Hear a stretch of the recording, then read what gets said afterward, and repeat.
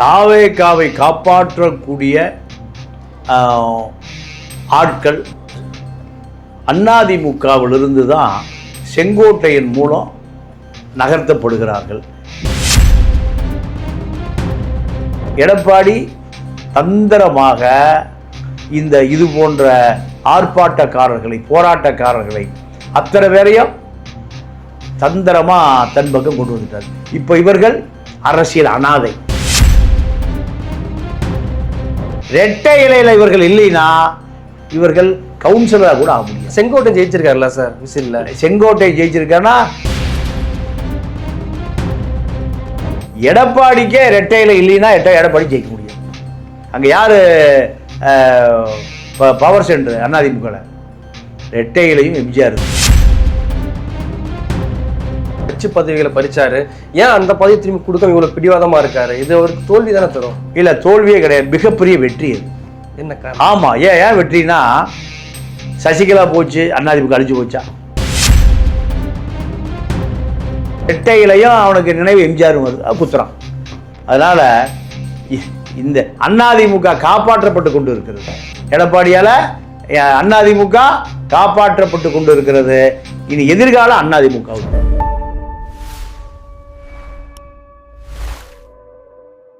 நேயர்களுக்கு வணக்கம். இன்று நம்மோடு அரசியல் பேசுவதற்காக இணைந்திருக்கிறார் மூத்த பத்திரிகையாளர் தமிழா பாண்டியன் அவர்கள். வணக்கம். வணக்கம். அதிமுக இருந்து எம்எல்ஏ பதவியை ராஜினாமா பண்ணிட்டு தாவேக்காவில் இணைஞ்ச 6 பேருக்கு இப்போ தாவேக்கால முக்கிய பொறுப்புகள் கொடுக்க போறதா புஷியானந்த் பேசியிருக்காரு. எப்படி பாக்குறீங்க அதை? இல்லை, அதிமுகவை சார்ந்தவர்களை வைத்து தான் இந்த தாவேக அரசை நிறுத்த முடியும்னு தாவேகாவினர் நம்புகிறார்கள். தாவேகாவை காப்பாற்றக்கூடிய ஆட்கள் அதிமுகவிலிருந்து தான் செங்கோட்டையின் மூலம் நகர்த்தப்படுகிறார்கள். இவர்கள் பதவியை ராஜினாமா செய்துவிட்டு தாவேகாவில் இணைவதின் மூலம்தான் தாவேகாவை 107லிருந்து 118ஆக உயர்த்த முடியும். இதை தவிர வேறு எந்த ப்ராசஸும் இல்லை. திமுகவிலிருந்து இழுக்க முடியாது. இப்போ அதிமுகவிலிருந்து இழுக்கக்கூடிய வேலையை முழுக்க செங்கோட்டையன் தான் தலைமையேற்று செய்கிறார். செங்கோட்டையனுக்கு உதவியாக விஜயபாஸ்கர் இணைந்திருக்கிறார். விஜயபாஸ்கர் செங்கோட்டையன் 2 பேர். அதிகாரம் செங்கோட்டையன் இருக்கு, பணம் விஜயபாஸ்கர் இருக்கு. 2 பேரும் 107ஐ 118 ஆக்குவதற்கு முழு நேரமாக இயங்குகிறார்கள். இதுதான் தாவேகாவை தூக்கி நிறுத்துவதற்கு உள்ள ஒரே தந்திரோபாயம். இதுதான். நம்ம சிவி சண்முகம் இப்போ அதிமுக இருக்கு, அதனால தாவேகா போற அந்த நிலைப்பாடும் தெரியல. ஆனால் சிவி தலைமையில் இருக்கக்கூடிய 11 பேருடைய பொறுப்புகளையும் எடப்பாடி பழனிசாமி பறிச்சிருக்காரு. சிவி சண்முகம், தங்கமணி, வேலுமணி என்ன நிலைப்பாடு எடுக்க போறாங்க சார்? இல்லை, அவர்களுடைய அரசியல் வாழ்க்கையை அஸ்தமிச்சு போச்சு. அதிமுகவில் தந்திரமாக எடப்பாடி மீண்டும் தங்கமணி, வேலுமணி, சிவி சண்முகம் 3 பேரும் மீண்டும் தாய் கழகத்துக்கு திரும்பி மன்னிப்பு கடிதம் எழுதி கொடுத்து 8 பேர் கொண்ட ஒரு கமிட்டி அமைக்கிறாங்க. 8 பேர் கமிட்டி, 4 பேர் எடப்பாடி பக்கம், 4 பேர் வேலுமணி பக்கம், வேலுமணி தங்கமணி பக்கம். இந்த 8 பேர் கொண்ட கமிட்டி தான் முடிவு செய்யும். எடப்பாடி தரப்பு 4 பேர், வேலுமணி தரப்பு 4 பேர். இவர்கள் தான் 2 பேரையும் சமரசம் செய்து வைத்து 2 பேரையும் ஆக்கபூர்வமான நடவடிக்கைகளுக்கு உட்படுத்துவது, பொதுக்குழுவை கூட்டுவது, செயற்குழுவை கூட்டுவது, கட்சி சார்பாக நடவடிக்கை எடுப்பது, அத்தனையும் இந்த 8 பேர் குழு தான்.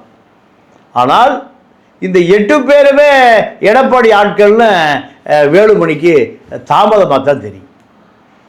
இப்போ உடனே செயற்குழு கூட்டணும்னா இந்த 8 பேர் தான் முடிவு பண்ணணும். இந்த 8 பேர் யார் யார்? வேலுமணி பக்கம் இருக்கக்கூடிய சேலம் ஆத்தூர் இளங்கோவன், தளவாய் சுந்தரம், இப்படி 4 பேருமே எடப்பாடியுடைய விசுவாசிகள். இந்த பக்கம் எடப்பாடியுடைய விசுவாசிகள் அக்னி கிருஷ்ணமூர்த்தி தலைமையில் 4 பேர். அப்போ 4 4 8 யாருடைய ஆட்கள்? எடப்பாடியுடைய ஆட்கள். இதனால் ஏமாற்றப்பட்டு எடப்பாடியிடம் எந்த கோரிக்கையும் அமுல்படுத்த முடியாமல், செயல்படுத்த முடியாமல், இப்பொழுது அதிமுகவுக்குள்ளே வர முடியாமல், இழந்த பதவியும் கேட்க முடியாமல், எந்த அதிமுகவுக்குள்ள அதிமுக தலைமை அலுவலகத்துக்கும் வர முடியாமல், எடப்பாடி வீட்டுக்கும் போக முடியாமல், இப்போது இவர்கள் புதிதாக விழுப்புரத்தில் பசுபதினு ஒருத்தர் மாவட்ட செயலாளர் போட்டார். அவர் யாருக்கு கட்டுப்பட மறுக்கிறார்? சிவி சண்முகத்துக்கு கட்டுப்பட மறுக்கிறார். கோயமுத்தூரில் வேலுமணிக்கு பதிலாக பழைய அமைச்சர் வேலுச்சாமியை போட்டிருக்கார். வேலுச்சாமியும் கட்டுப்பட மறுக்கிறார். அப்போது எடப்பாடியுடைய அவருடைய ஆதரவாளர்கள் தான் எல்லா பக்கமும் நிறைஞ்சிருக்காங்க. இவர்களுடைய ஆட்கள் பதவி இழந்து, அடையாளம் இழந்து, கட்சி தொண்டம் பூரா என்ன நினைக்கிறார்? ரெட்டையில் இவர்கள் கட்சி விட்டு வெளியே போயிட்டாங்க. வேலுமணி அண்ணா சிலைக்கு மாலை போட போகிறாரு. ஒரு 20 பேர் தான் இருக்கான். கட்சி தொண்டனே வரல. எப்பவுமே 2000 ஏர்போர்ட்டுக்கு வர 2000 தொண்டனும் 200 காரு இல்லை. இதே நிலைமை தான் சிவி சண்முகத்துக்கு, இதே நிலைமை தான் தங்கமணிக்கு. இப்படி எடப்பாடி தந்திரமாக இது போன்ற ஆர்ப்பாட்டக்காரர்களை, போராட்டக்காரர்களை அத்தனை பேரையும் தந்திரமாக தன் பக்கம் கொண்டு வந்துட்டார். இப்போ இவர்கள் அரசியல் அனாதை தொண்டன் அடையாளம் கண்டுக்கிட்டான். இவர்களுக்கு அதிமுக சம்பந்தம் இல்லை சார். மேற்கு மாவட்டங்களில் வேலுமணி ஒரு ஸ்ட்ராங்கான ஆளாக இருக்காரு. விழுப்புரம் சண்முகம் ஸ்ட்ராங்காக இருக்கு. இவங்களை கழிச்சு கட்டுறது மூலியமா அதிமுக எந்த அளவு செல்வாக்காக இருக்கும் சார் பகுதியில்? இல்லை, அதாவது நீங்கள் இவர்களெல்லாம் ஒரு தலைவர்களே அல்ல. எடப்பாடி உட்பட இவர்கள்லாம் ஒரு தலைவரே அல்ல. ரெட்டை இலையில் இவர்கள் இல்லைன்னா இவர்கள் கவுன்சிலராக கூட ஆக முடியும். செங்கோட்டை ஜெயிச்சிருக்காருல்ல சார் விசில்ல? செங்கோட்டை ஜெயிச்சிருக்காருன்னா திமுக அதிமுகவுக்கு எதிரான அலை, அந்த அலையில் செங்கோட்டை ஜெயிச்சிருக்காரு. செங்கோட்டையன் தனிப்பட்ட ஓட்டெல்லாம் இல்லை. செங்கோட்டையன் ஜெயிச்சது காரணம் செங்கோட்டையனை விட அடையாளமே தெரியாத பல பேர் ஜெயிச்சிருக்கான். ஈரோடில் ஒருத்தர் அமைச்சராக இருக்கார். அவர் பக்கத்து வீட்டுக்காரனுக்கே தெரியாது. நீங்கள் 107 பேரில் புஷி, ராஜ்மோகன், நிர்மல்குமார் இப்படி ஒரு 5 பேரை தவிர பக்கத்து வீட்டுக்காரனுக்கு அடையாளம் தெரியாதவங்க தான் 100 பேர். அந்த 100 பேருக்கு யார் வேட்பாளரே தெரியாது. விஜய் நிற்கிறார், விஜய்க்கு ஓட்டு போடணும், திமுகவை ஒழிக்கணும், அதிமுகவை அழிக்கணும், இதுதான் நோக்கமே தவிர அதை தாண்டி அங்கே எந்த அரசியலும் இல்லை. அதே போல தான் எடப்பாடிக்கே ரெட்டையில் இல்லைன்னா எடப்பாடி ஜெயிக்க முடியாது. அங்கே யார் பவர் சென்டர்? அதிமுகவில் ரெட்டை இலையும் எம்ஜிஆர் இருந்தால். அதனால் இவர்களெல்லாம் ஒன்றுமே இல்லை. ரெட்டை இலையை தந்திரமாக இவர்கள் கட்டுப்பாட்டுக்கு இல்லாமல் எடப்பாடி பிரிச்சுட்டார். பிரித்த பிறகு இவர்கள் பின்னாடி தொண்டை வரவே இல்லை. இவ்வளவு தோல்வியிலையும் இவ்வளவு சுனாமிலையும் தனித்து நின்று அதிமுக 23% வாங்கியிருக்கு. எடப்பாடி ஏன் சார் இவ்வளோ பெரிய பிடிவாதம் இருக்குது? கட்சி பதவிகளை பறிச்சாரு, ஏன் அந்த பதவி திரும்பி கொடுக்க இவ்வளோ பிடிவாதமாக இருக்காரு? இது அவருக்கு தோல்வி தானே தரும்? இல்லை, தோல்வியே கிடையாது, மிகப்பெரிய வெற்றி அது. என்ன காரணம்? ஆமாம், ஏன் வெற்றினா சசிகலா போச்சு, அதிமுக அழிச்சு போச்சா? ஒரு பாதி போயிடுச்சு. அந்த ஒரு பாதியும் போல. பாதி போல எப்படி 23 வாங்கிட்டே இருக்க தொடர்ச்சியா? 13 வந்திருக்கணும் இந்த தேர்தலில். சசிகலா பாதியை கட்டிட்டு போனா எடப்பாடி முதல் தோல்வி 23%, கடைசி தோல்வி எவ்வளவு? 23%. எப்படி சாத்தியம்? சசிகலா, ஓபிஎஸ், வேலுமணி, தங்கமணி, வீரமணி எல்லாம் கழிட்டு போய் 0 வந்திருக்கணும் அதிமுக. திமுக 25 வாங்குது, 25 கூட்டணியில். ஒரே ஆள் பாஜக ஓட்டு போடல, வீரமணி இது பாமக அன்புமணி ஓட்டு போடலை. 23% வாங்கியிருக்கு. அப்போது இது எடப்பாடிக்கோ வேலுமணி தங்கமணிக்கும் ஆனால் அதிகாரமும் செல்வாக்கு அல்ல. யாருடைய செல்வாக்கு? எம்ஜிஆரும் ரெட்டை இலை. அதனால் இந்த ரெட்டை இலை எம்ஜிஆரும் ஜெயலலிதா மறைவுக்கு பிறகு எடப்பாடி முகமாக மாறிட்டார். யார் போனாலும் சரி தொண்டன் போக மாட்டான், தொண்டன் போகவே மாட்டான். தொண்டனுக்கு எது தெரியுது? பூத்துக்கு போனான் எடப்பாடியை தெரியுதாரு? இல்லை வேலுமணி தங்கமணி வீரமணி தெரியுதாரு? யார் தெரியுதா? ரெட்டை இலை தான் தெரியுது. இதுதான் யதார்த்த உண்மை தான்.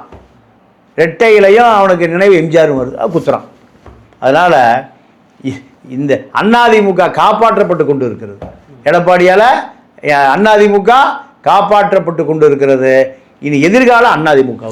சார் சிடி நிர்மல்குமார் என்ன சொல்றாரு அப்படின்னா, எப்படி ஜானகி கட்சியை ஜெயலலிதா ஒப்படைச்சிட்டு போனாங்களோ அதே போல நீங்களும் கட்சியை வேற ஒரு நபர்கிட்ட ஒப்படைச்சிட்டு போயிடுங்க, அப்பதான் அதிமுக காப்பாற்ற முடியும்னு சொல்லி மினிஸ்டர் நிர்மல்குமார் பேசுறாரு. நிர்மல்குமார் பேசாம விஜய்கிட்ட கட்சியை நேரா உதயநிதியில் ஒப்படைச்சு போயிருங்க, அதுதான் சரியா இருக்கு. ஏன்னா 75 ஆண்டு காலமாக கட்சி நடத்துறது திமுக தான்.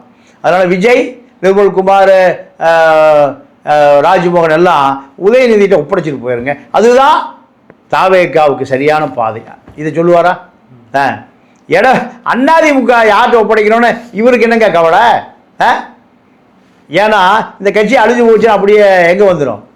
விஜய்கிட்ட வந்துடும். எம்ஜிஆர் கட்சி விஜய்கிட்ட வரணுமா? இதெல்லாம் நடக்கும்பா? நடக்கவே நடக்காது. அதனால் அதிமுக திமுகவை எதிர்க்கல 5 வருஷம். அப்படி எதிர்த்திருந்தால் விஜயே இல்லை, விஜய்க்கே வேலை இல்லை. திமுக ஆளுங்கட்சியாக இருக்கிற பொழுது எதிர்கட்சி வேலையை எடப்பாடி பார்த்துருந்தாருன்னா, அதாவது கடுமையாக திமுகவை எதிர்த்திருந்தால் மக்கள் அதிமுக ஆதரிச்சிருப்பான். நான் அப்படித்தான் கணிச்சேன். இருந்தாலும் அதிமுகவை தான் ஆதரிப்பான்னு.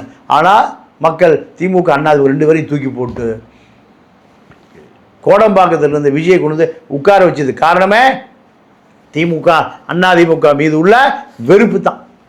அதுதான் இப்போ அரசியலாக மாறி இருக்கு.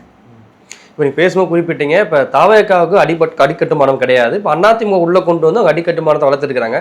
அப்போ அதிமுக தாவேக்காவை மாறுதா, இல்லை தாவேக்கா அதிமுகவும் மாறுதா சார்? ரெண்டுமே இல்லை. தாவேக்காவும் இருக்குது, அதிமுகவும் இருக்குது. அதிமுக வாக்காளர்கள் தான் கட்சி. ஒரு முறை ரெட்டைலைக்கு ஓட்டு போட்டான்னா, நான் பல பேரை பேசியிருக்கேன், சுடுகாடு போக வரைக்கும் அவன் ரெட்டைலைக்கு தான் போடுவான், வேறு மாற்றியே போட மாட்டான். அவன் ரெட்டைலைக்கு வருவதற்கு முன்பு அவனுக்கு அரசியல் தெரியாமல் இருக்கலாம். ரெட்டைலைக்கு வந்த பிறகு அவன் ரெட்டைலை விட்டு மாறவே மாட்டான். ஏன்னா அவனுக்கு எடப்பாடியோ சசிகலாவோ ஓபிஎஸோ டிடிவியோ எல்லாம் அவனுக்கு பொருட்டே இல்லை.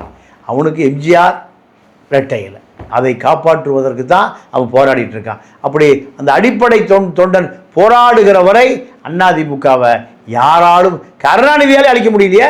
எம்ஜிஆர் இறந்து போன பிறகு கருணாநிதி ஏறக்குறைய 2020 வரைக்கும் கருணாநிதி பல போராட்டங்களை பண்ணிட்டு செத்து போன பிறகு ஸ்டாலின் 26 வரைக்கும் அழிக்க முடியலையே.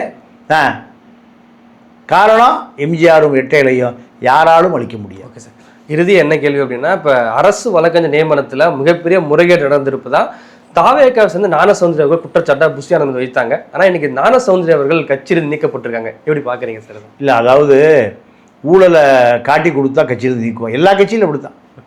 புஷிக்கு தெரியாமல் இந்த வழக்கறிஞர் பேரம் நடக்கவே இல்லை. ஏன்னா பேரம் நடந்திருக்குன்னு தெரிஞ்சனால தான் அத்தனை பேர் ரத்து பண்ணாங்க. அப்போ உண்மை தானே? இந்த பணம் யாருக்கு போயிருக்கு? ஒரு ஆளுக்கு 30 லட்ச ரூபான்னு ஏறக்குறைய 60 பேர் 20 கோடி ரூபா புஷிட்டு போயிருக்கு. புஷியுடைய அலுவலகம் தமிழ்நாடு அமைச்சரா பாண்டிச்சேரி அமைச்சரான்னு தெரியல.